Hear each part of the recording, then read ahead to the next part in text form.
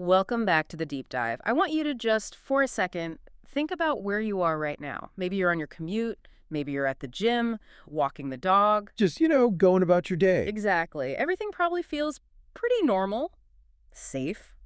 You're in your routine. But the source material we're unpacking today is going to make that routine feel incredibly fragile. We are looking at a scenario where the absolute highest level of American politics, Yeah. it just collides quite violently with a very specific, very messy family tragedy. It's a collision that just shouldn't happen, you know? You don't usually see the presidential assassination genre get mixed up with the family secrets genre. No, they're usually on completely different shelves at the bookstore. But that is exactly what Chad Zunker does in the text we've been poring over in his wake. It is such a dense, high-octane thriller, and I think what makes it so perfect for a deep dive like this is how it layers these massive global stakes right on top of these, really intimate, painful human moments. It's a story on two completely different scales happening at the same time. So, let's set the scene. We're not building up to the main event here. We are starting right inside it. We are in Austin, Texas. It's October. Right. And for anyone who hasn't been to Austin in October, it's not exactly cool yet. The summer heat is just starting to break, but the political tension is ratcheting way, way up because Election Day is only 2 weeks away. The city is just buzzing. Senator Carson is in town. Now, this is a man who is all but guaranteed to be the next president of the United States. The polls are done. He's winning. Yeah. He is, for all intents and purposes, the president-elect in everyone's mind except for the official vote count. Which means the security footprint is just massive. He's staying at the Four Seasons Hotel right there on the banks of the Colorado River. It's a fortress. Oh, completely. You've got Secret Service, local Austin PD, snipers on the roof, the whole 9 yards. It is a high security bubble. But the source material, it doesn't focus our attention there inside the bubble. It focuses us outside of it, about half a mile away. 812 meters, to be precise. 812 meters. We are looking at the Frostbank Tower. An iconic building in the Austin skyline. I mean, if you've seen a picture of Austin, you've seen this building. It's the one that looks like a giant owl, or maybe a pair of nose hair trimmers. Right, it has that crystal crown look. It's very distinct. And on the roof of that building, we have our inciting incident. And this is where I want to pause and really dig into the technical side of this, because the author, Zunker, he doesn't just say a sniper took a shot. He gives us the physics. He gives us the math. He really does. And the physics are, frankly, terrifying. I'm talking about a shooter named Yusuf Demir. In the underworld, he's known only by his code name, the Caracal. The Caracal, that's a type of wildcat, right? It is, yeah. Yeah. A medium-sized cat. It's known for being elusive, solitary, and incredibly efficient hunter. They have these distinctive tufted ears. The name fits, then. Demir is a ghost. A total ghost. Yeah. And his background isn't just, a guy who's good with guns. No. No. He is former Bordeaux barrel-iler. Now, for those who don't follow International Special Ops, that is the elite Special Forces unit of the Turkish military. So we're talking about the best of the best. We are talking about Tier 1 operators. These guys are trained in survival, deep infiltration, extreme precision marksmanship. They are not amateurs. This is the top of the food chain. So he's on the roof, 812 meters away, and he's not just using some off-the-shelf hunting rifle. He's using a very specific tool for this very specific job. A .338 Lapua Magnum. Okay, let's unpack that. For our listeners who aren't necessarily gun enthusiasts, why that specific weapon? Why not, I don't know, a more common sniper rifle? Well, the .338 Lapua is a fascinating round. It was designed from the ground up for long-range anti-personnel engagement. It sort of bridges the gap between a standard 7.62 millimeter sniper round. Like we'd see in the military. Exactly, which might struggle at that distance with wind and drop. It bridges that gap, and the much larger point Fusalber anti-material rifles, which are just huge. They're heavy, cumbersome, hard to conceal. So the .338 is the sweet spot. Power and precision without being a cannon. It's the perfect sweet spot. But the key, the real genius of the round, is that it stays supersonic for longer. That means at 800 meters, that bullet is still traveling faster than the speed of sound.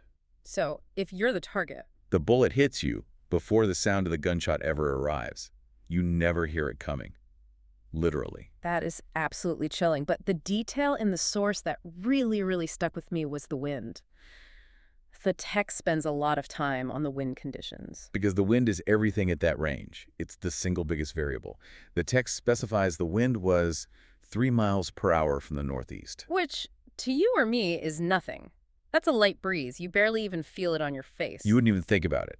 But for a bullet traveling half a mile, It's a huge deal. it's a massive variable. You have to understand the bullet is in the air for, I think it's over a full second. And over that time, a consistent 3-mile-per-hour crosswind can push that bullet inches, maybe even a foot off course. And inches are the difference between a clean kill and a miss that starts a panic. Or a hit that isn't fatal. It's the difference between success and failure. And this is where we see the absolute, almost corporate professionalism of this assassin. Demir the Caracal, he had a clause in his contract, the win clause. I couldn't believe this part when I read it. It's insane. It tells you so much about him. It really does. Because he's getting paid $40 million for this hit. $40 million. Let's just sit with that number for a second. That is not angry ex-husband money. That is not local drug cartel money. No, this is nation-state or like Fortune 500 corporation money. This is reshape the world kind of money. It's an astronomical figure. It signals immediately that the people who hired him have deeper pockets than God. But the clause in his contract says if the wind isn't perfect, if it's swirling, or if it gusts unpredictably, Demir walks away. He scrubs the entire mission. And he still gets paid. He keeps $1 million just for showing up. $1 million cancellation fee. A cancellation fee, exactly. It's brilliant from a business perspective. That's incredible. So he's not a gambler. He's not willing to try and make the shot. He's an engineer of death. He only executes if the variables are 100% correct in his model. Precisely. It's a math problem to him. He waits for that consistent, predictable 3-mile-per-hour current. He calculates the drift. He adjusts his scope. He solves the equation. He takes the shot. And Senator Carson, the next president of the United States, is dead before his body even hits the pavement outside the Four Seasons. And just like that, the world changes. Yeah. The city locks down. But before we get to the immediate aftermath, I want to talk about how he even got up there. Yeah. Because the audacity of the infiltration is almost as impressive as the shot itself. It's pure social engineering, right? It's social engineering at its finest. He doesn't rappel down a wall or crawl through a vent like in a movie. He walks right in the front door. In a UPS uniform. A brown uniform, a fake beard, a stolen UPS truck parked out front. He literally wheels the sniper rifle disassembled in a big cardboard box right into one of the most secure buildings in Austin on a dolly. And he just waves at the security guard on the way in. He does. It's the clipboard principle, right? If you look like you're supposed to be there, if you walk with purpose and you're wearing a uniform, you become invisible to security. People see the uniform, not the person. Exactly. He knows that. Right. He relies on that cognitive bias. It's so much cleaner and quieter than trying to sneak in. So the shot is taken, Carson is dead, and immediately the entire city of Austin is locked down. No one in, no one out. And this brings us to one of our key players, Eric Dawson. Right. Eric is the special agent in charge of the Austin FBI field office. So just imagine his position for a moment. He's a local guy, moved his family back from D.C. recently. He is the top federal law enforcement officer in the city. And suddenly, the likely next president of the United States has just been murdered on his watch. Talk about a bad day at the office. I mean, the pressure cooker is instantaneous. He's got the Secret Service, the local police, the media, and of course the director in D.C. all breathing down his neck. And on top of all that, we learn pretty quickly he's got marital problems at home. His wife, Tina, isn't happy. He's stressed personally and professionally.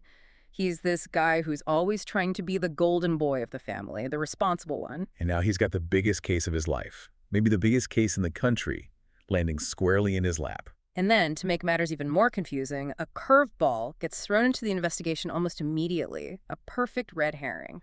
The Zeta cartel. Right. Tell us about that. Well, almost immediately after the shooting, a video just pops up on YouTube. It's the Zeta cartel.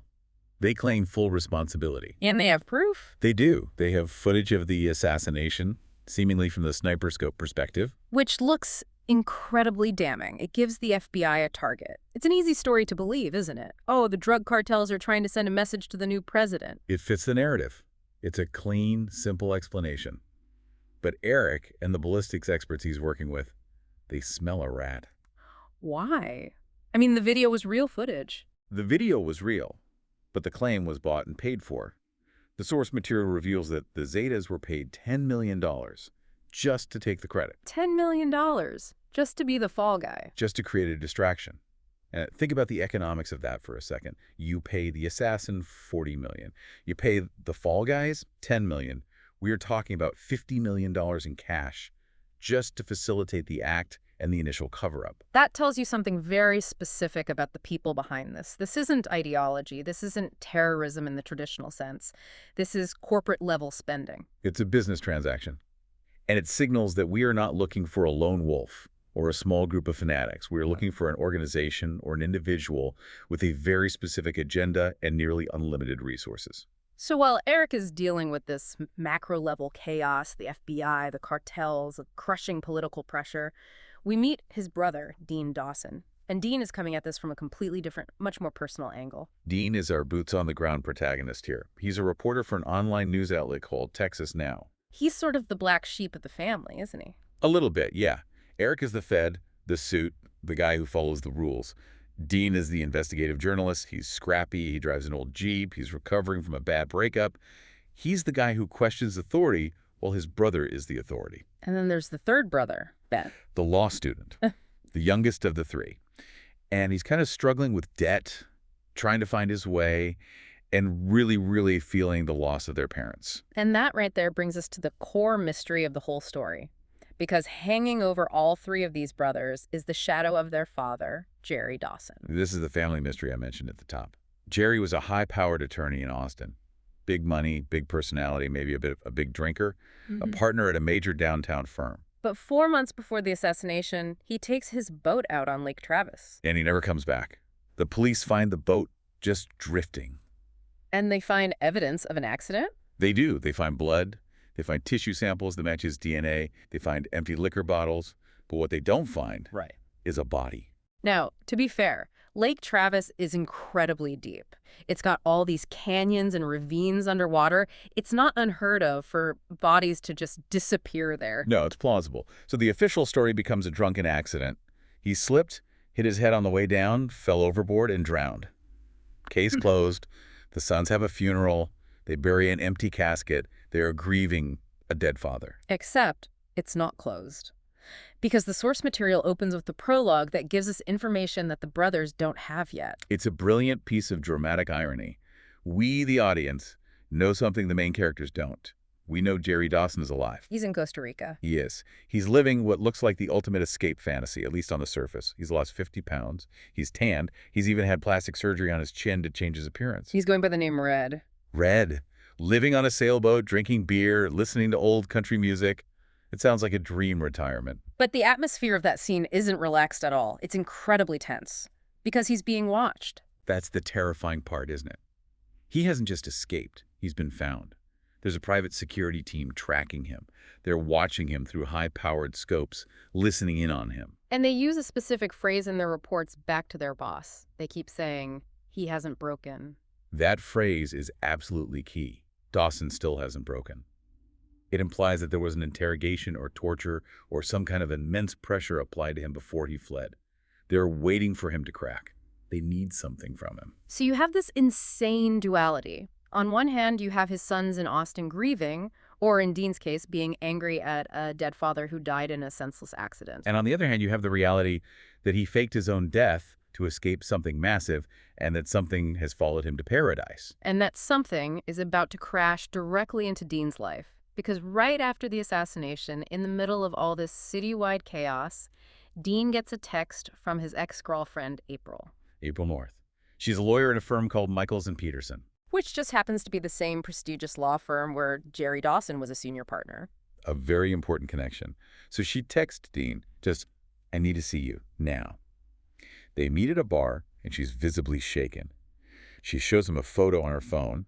It's a picture of a text message she accidentally saw on her boss's phone. Her boss being Edward Sullivan, the managing partner of the firm? Correct. And this text exchange is the tiny thread that, when pulled, unravels the entire sweater. The first text says, Dawson still hasn't broken. He's a tough SOB. I mean, can you imagine reading that? Your father is dead. You've been to the funeral. You're trying to move on with your life. And then you see a text from his old law partner saying, Dawson still hasn't broken. It's a complete shock to the system. It's the first concrete proof that he might be alive. But the reply to that text is even worse. The reply says, Scorpion green lights. Scorpion green lights. That sounds like code. It sounds military. It sounds operational, doesn't it? Green light usually means approval to proceed with an operation, and very often a lethal one. And you have to remember the timing. This text happens right around the same time as the assassination of Senator Carson. So Dean and April immediately start putting the pieces together. If Dawson is Jerry, then he's alive. If someone codenamed Scorpion gave a green light, then maybe the assassination was the result of Jerry not breaking. It implies Jerry was being leveraged, like, tell us what we want to know, Jerry, or we kill the senator. Or maybe it's, if you don't break by this deadline, we proceed with the plan. Either way, it connects this global political event directly to their family. And there's another weird financial piece of the puzzle that Ben, the youngest brother, brings to the table. It just adds to the mystery. Oh, the student loans. Right. Ben is drowning in law school debt. We're talking over $100,000. It's a crippling amount of money for a student. A huge weight on his shoulders. And then one day, suddenly, poof, it's all gone. Paid in full, wiped clean, by an anonymous uncle through a Cayman Islands bank account. And the Dawsons do not have a rich uncle from the Caymans. Not at all. So we have a dead dad who is almost certainly alive in Costa Rica, who presumably has access to a lot of offshore money, and he's secretly paying off his son's debts. All while he's being hunted by a team that reports to someone named Scorpion. It tells us Jerry didn't just run away scared and broke. He ran away with a war chest, he has resources, he's trying to protect his kids from the shadows. But his survival, his refusal to break, seems to be the friction point that is causing all of this violence to erupt. He's the linchpin. So Dean and April decide they have to investigate this themselves. They can't go to the FBI, Dean doesn't trust his brother's organization, and April is terrified of her boss, Sullivan. So they start digging into Jerry's old files. And this is where we finally get to the why. Why kill a senator? Why fake a death? Usually, in these kinds of thrillers, and frankly in real life, if you follow the money, you find the motive. April manages to track down Jerry's former secretary, a woman named Sally Kimball. And Sally is terrified, by the way. She's living out in the country, basically hiding. But she points them to a secret storage unit that Jerry rented under a fake name. And inside that dusty, forgotten storage unit is a single file. And on the tab it reads, Lease Sale 151. Okay, let's unpack Lease Sale 151. This sounds incredibly dry, but it is actually the engine of the entire conspiracy. This is a government auction for offshore oil drilling rights in the Gulf of Mexico. Right. Let's break this down for a second. The U.S. government owns the ocean floor in the Gulf, but they don't drill for oil themselves. Private companies do. So periodically, the government holds a massive auction, and they divide the ocean into these 9-square-mile squares called blocks. It's like a giant game of battleship for oil companies. That is a perfect analogy. And these oil companies spend millions, sometimes hundreds of millions of dollars, using sonar and seismic testing to guess which blocks have the most oil. It's a huge, high-stakes gamble. You're betting on what's buried thousands of feet under the sea. And the file that April finds focuses on one massive company called Eastwood Petroleum.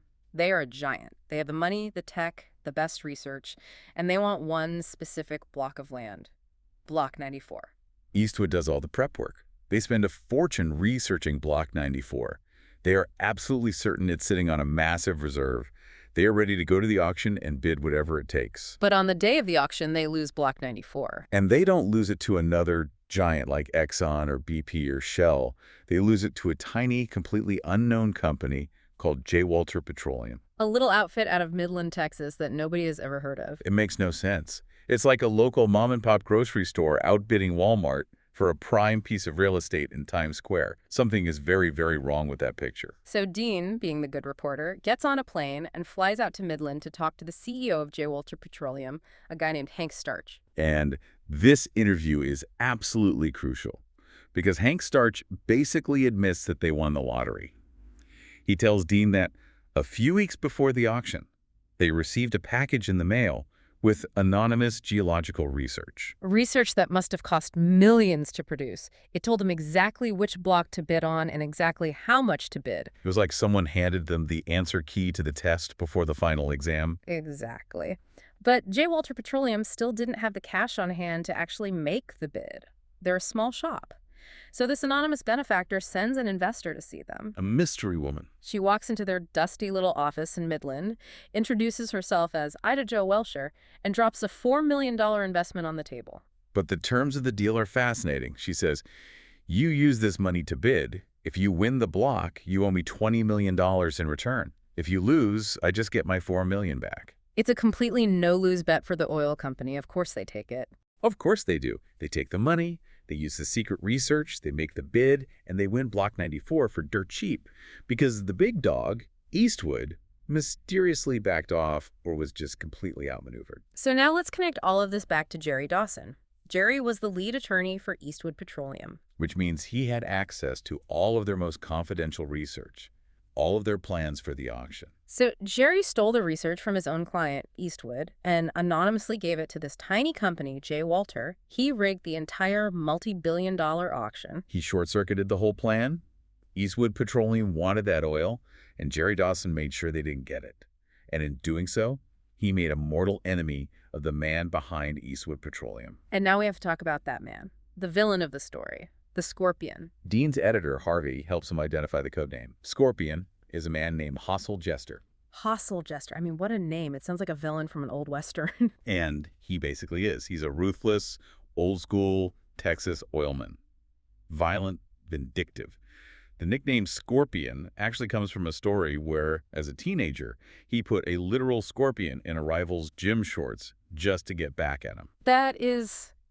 That's horrifying. It tells you everything you need to know about his style of conflict resolution. It shows his character perfectly. He plays dirty, he's vindictive, and he is the billionaire owner of Eastwood Petroleum. So Jester the Scorpion lost Block 94 and probably billions of dollars in future profits because of Jerry Dawson. But why assassinate a presidential candidate? How does Senator Carson fit into a rigged oil lease? Well, the source material suggests that Jester is facing massive company-killing liability for a previous oil spill. We're looking billions of dollars in federal fines and cleanup costs. He needs political cover. He needs a president in his pocket who will make those problems go away. So the assassination is a corporate power play. Jester needs to control the White House to protect his oil empire. Exactly. Senator Carson either wasn't playing ball or perhaps his opponent was more pliable. So Jester hires the caracal to remove the obstacle. It's just a business expense for him. But he still has the Jerry Dawson problem. Jerry is the one major loose end who knows where all the bodies are buried, literally and figuratively. Jerry knows about the rigged auction, and he probably knows about the assassination plot. Jerry probably rigged the auction to hurt Jester, maybe to get leverage against him, or maybe it was a moral stand. We don't know for sure. But whatever the reason, Jester is now in cleanup mode.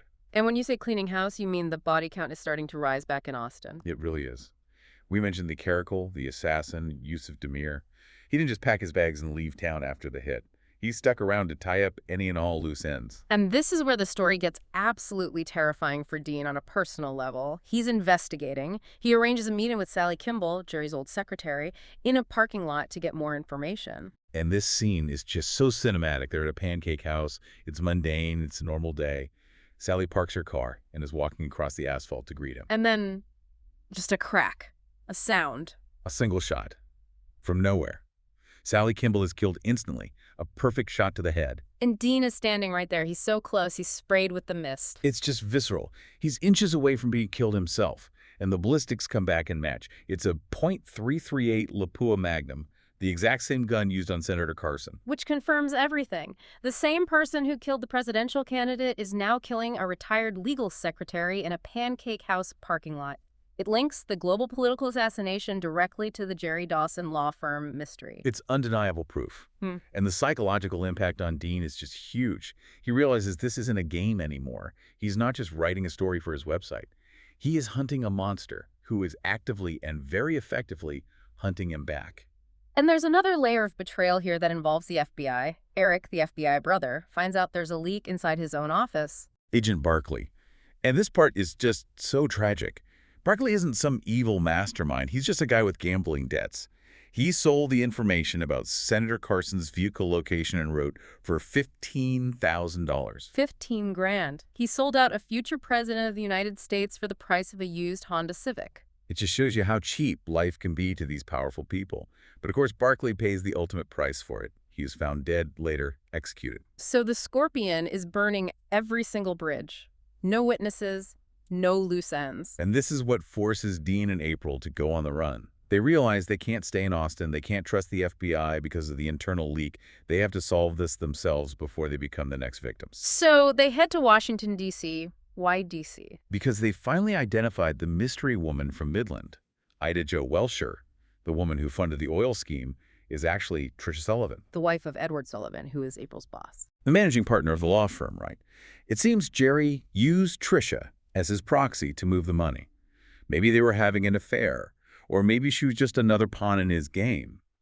But Dean and April figure if they can find Tricia, they can find the truth. They track her to a townhouse in Georgetown. And if you know D.C., Georgetown has all these tight, historic streets, expensive homes, very quiet and buttoned up. But when they get there, it's a scene of total destruction.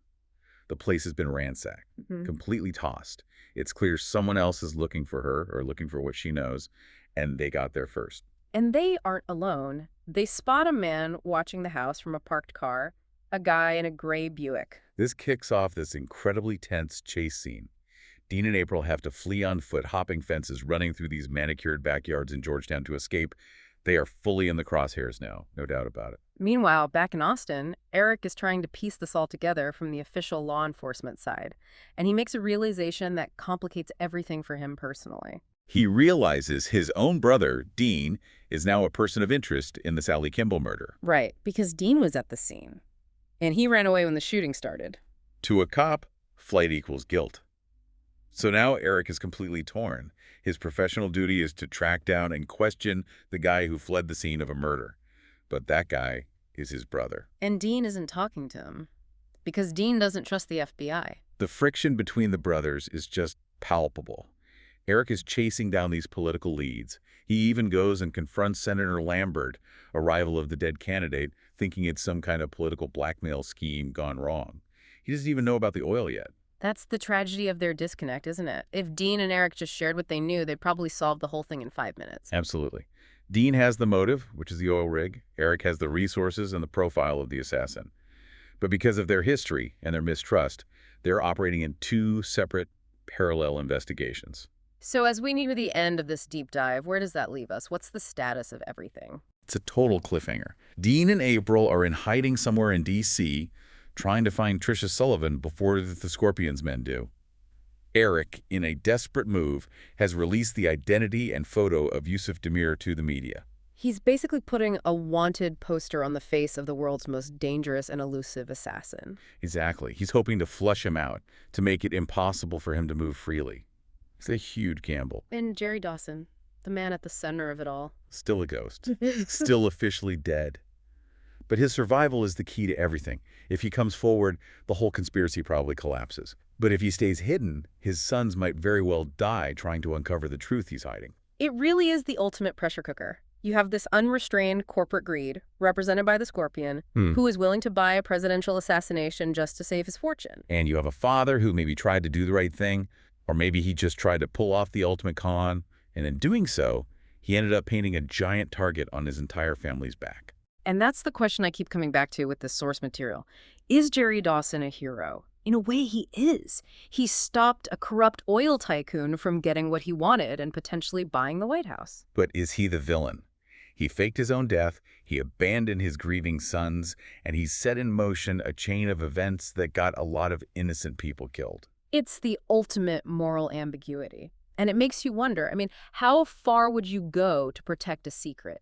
Would you let the world, let your own children believe you were dead? Would you really watch from a sailboat in Costa Rica while your kids were being hunted down because of something you did? It's a chilling thought. In His Wake is such a fitting title for the book because everything that happens, the assassination, the chase, the fear, all of it, it's all just the turbulent wake left behind by Jerry Dawson's boat. The turbulence he created when he decided to disappear. Exactly. Precisely. There's so much more in the source material we couldn't even get to. The specifics of the financial code breaking, the really complex interplay between Eric and his wife Tina, the final showdown in D.C. But I think the takeaway for us today is really about that horrifying intersection of money and violence. It always comes down to that. Always follow the money. In this case, $50 million to hide a conspiracy and billions and billions to be gained from it. And a simple 3-mile-per-hour wind that changed the course of American history. Physics and finance. That's really the whole story. That is a wrap for this deep dive into In His Wake. It is a wild, wild ride, and we've really only scratched the surface of all the details Chad Zunker packed into this thing. If you want to know how Dean and April get out of DC, or if Eric ever catches the caracal, well, you know where to find the answers. You'll have to read the book. Thanks for listening. We'll catch you on the next one.